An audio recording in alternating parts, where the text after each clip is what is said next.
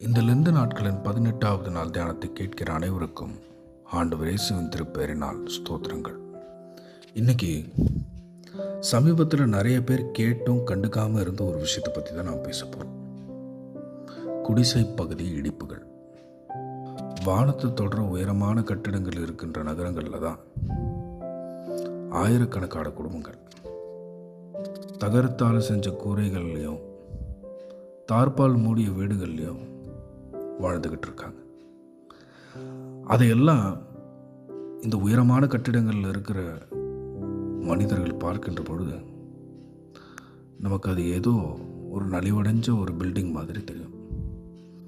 ஆனால் அந்த நலிவடைஞ்ச கட்டிடத்துக்குள்ளேயும் கனவுகளும் நினைவுகளும் சிரிப்பும் வாழ்க்கையும் நிறைஞ்சிருக்கு.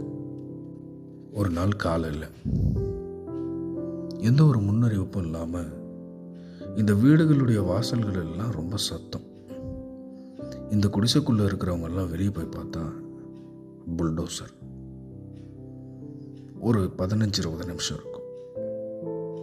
அந்த கூரையெல்லாம் கீழே விழுந்து போய் செவரெல்லாம் சொக்குநூறு ஆகி அந்த குடிசைங்களுக்குள்ளே இருந்த குழந்தைங்களுடைய புக்கெல்லாம் தூசியும் தொகுடுமா மாறி அதுக்குள்ளே இருந்த கனவு, நினைவு, சிரிப்பு, வாழ்க்கை எல்லாமே சுக்குநூறான ஒரு தருணம்.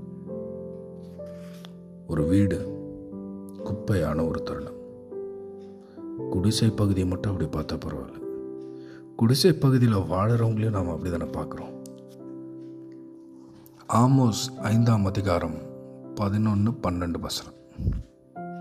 நீங்கள் தரித்திரனை மதித்து அவன் கையிலே தானியத்தை சுமை சுமையாய் வாங்குறபடியினால் நீங்கள் பொழிந்த கற்களால் வீடுகளை கட்டினீர்கள், ஆனாலும் அவைகளில் நீங்கள் குடியிருப்பதில்லை.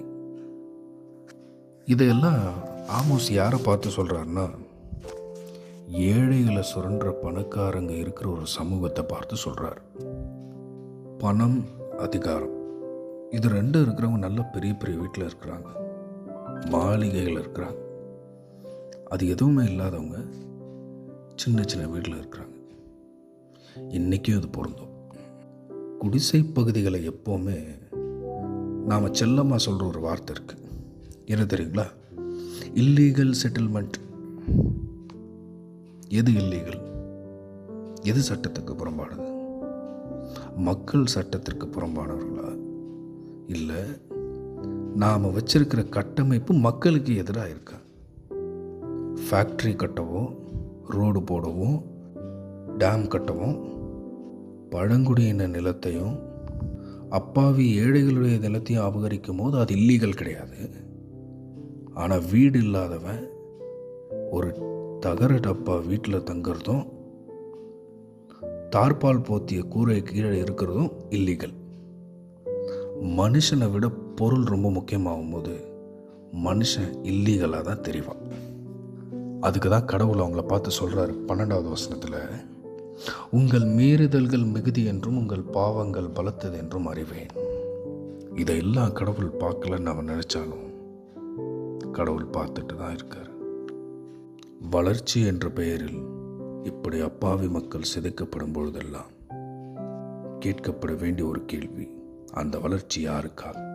குடிசைகளை தரைமட்டமாக்கி விட்டு கட்டிடங்களை கட்டி எழுப்புவது வளர்ச்சி அல்ல. அந்த குடிசைகளுக்குள் இருக்கின்ற மக்களை கட்டி எழுப்புவதுதான் வளர்ச்சி.